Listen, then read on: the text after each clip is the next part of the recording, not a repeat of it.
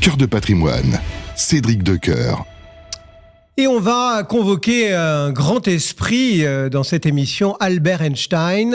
Et pour parler de géophysique, c'est ça, non? On va accueillir Yann de Florenne. Bonjour Yann. Bonjour Cédric. Merci d'être là. Modo Patrimoine, vous êtes directeur associé. Alors non, on va pas pencher sur E égale MC2, Nico Niques. Non, on va parler des intérêts composés. Pourquoi? Parce que Einstein nous disait c'est la 8e merveille du monde. Ça paraît assez simple. Peut-être que nos auditeurs en ont souvent entendu parler, mais sans forcément exactement maîtriser ce qu'il en est. Et on va essayer justement de dresser ensemble une petite fiche pédagogique sur ces fameux intérêts composés. Est-ce qu'on peut rappeler en termes simples de quoi il s'agit et comment il diffère finalement de ce qu'on appelle un intérêt simple, puisque là on parle d'intérêt composé? Exactement. Alors, déjà, pour la petite anecdote, moi j'ai fait un bac littéraire, mais je me permets quand même de citer Albert Einstein pour la 8e merveille du monde, qui complétait même « Celui qui comprend ce concept s'enrichit, celui qui ne le comprend pas le paye ». Et effectivement, je pense que les intérêts composés, c'est un des concepts les plus puissants dans le domaine financier. Pour faire simple, les intérêts composés, ils sont calculés non seulement sur un capital investi, un capital de départ, mais aussi sur les intérêts générés par ce capital. Ça signifie quoi? Ça signifie que les intérêts que vous générez deviennent eux-mêmes une base de calcul pour générer encore plus d'intérêts. C'est ce qu'on appelle l'effet boule de neige. L'objectif, c'est que votre capital il grossisse de plus en plus. À l'inverse, des intérêts simples se calculent, eux, constamment sur le même capital. Et le rendement travaille toujours sur le même capital. On peut prendre un exemple très simple pour illustrer ça. Avec les intérêts composés, admettons qu'on parte avec un capital de 100, un rendement de 10%, je prends des chiffres ronds. À la fin de l'année N, on a un capital de 110. On a généré 10 d'intérêts. En N plus 1, on a toujours un rendement de 10%, mais lui, le capital n'est plus de 100, mais de 110. Les 10% travaillent sur ces 110. À la fin de l'année N plus 1, on a 121. À la fin de l'année N plus 2, on a 133, etc.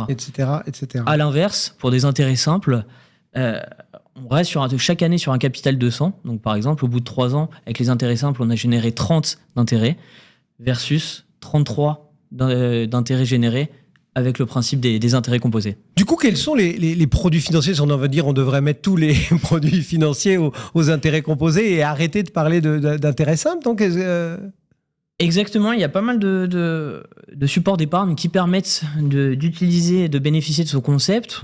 Les plus connus, l'assurance vie, le PEA, le plan épargne en action. Bon, pour rappel, ce sont des enveloppes fiscales. On peut tous avoir une assurance vie, mais tous la composer de manière différente. C'est ce qui va composer l'assurance vie qui va être important. Et je reste sur l'assurance vie. La plupart des fonds proposent ce système d'intérêt composé où les dividendes générés chaque année sont automatiquement réinvestis pour faire grossir le capital.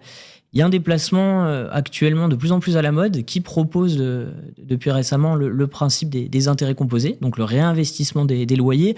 Ce sont les SCPI, Sociétés civiles de placement immobilier.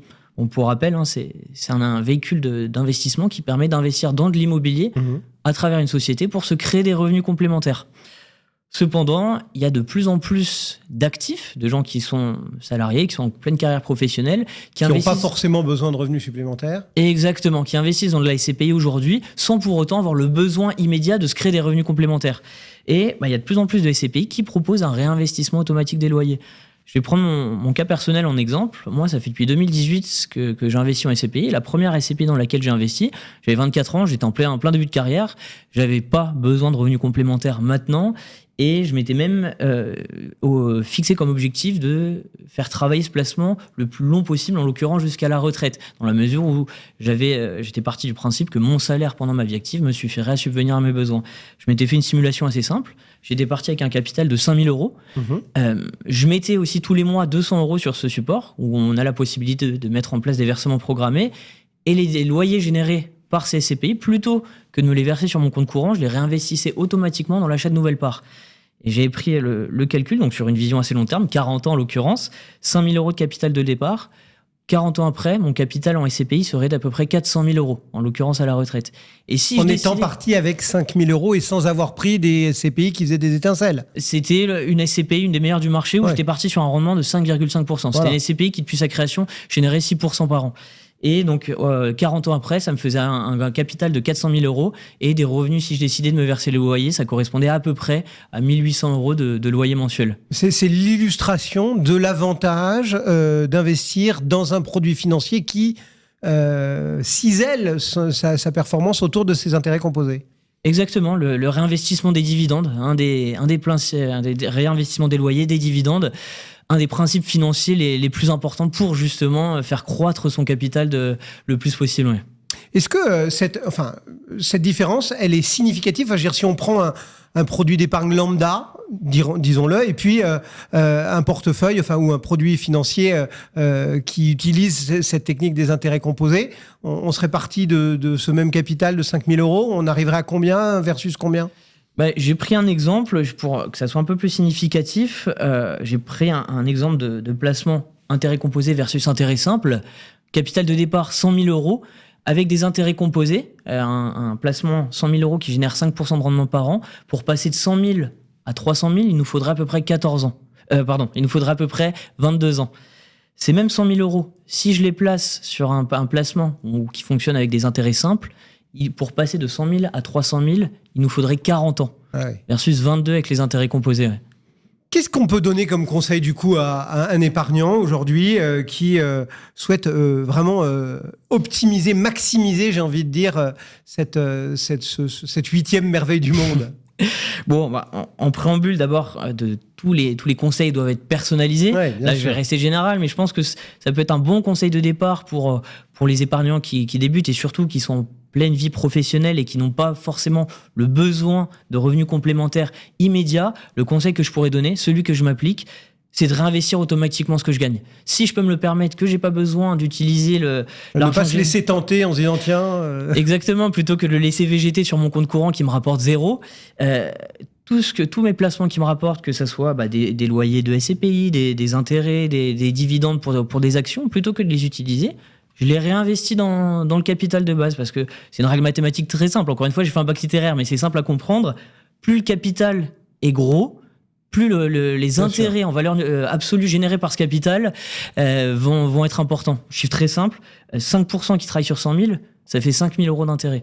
5%, toujours le même rendement, qui travaille sur 1 million d'euros, ça fait 50 000 euros d'intérêt. Juste, ça a l'air quasi magique et presque automatique. Et du coup, quand c'est trop simple, on a envie de se dire, il est où le loup? Est-ce qu'il y a un piège? Est-ce qu'il y a des risques, en fait? Est-ce qu'il faut être attentif à certaines choses?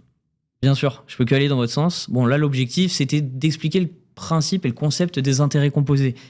Mais effectivement, il y a bien eu, pour tout investisseur profane qui démarre un peu là-dedans, la première chose à retenir, c'est qu'un rendement garanti, un capital garanti, à partir du moment où vous sortez des livrets bancaires, ça n'existe pas.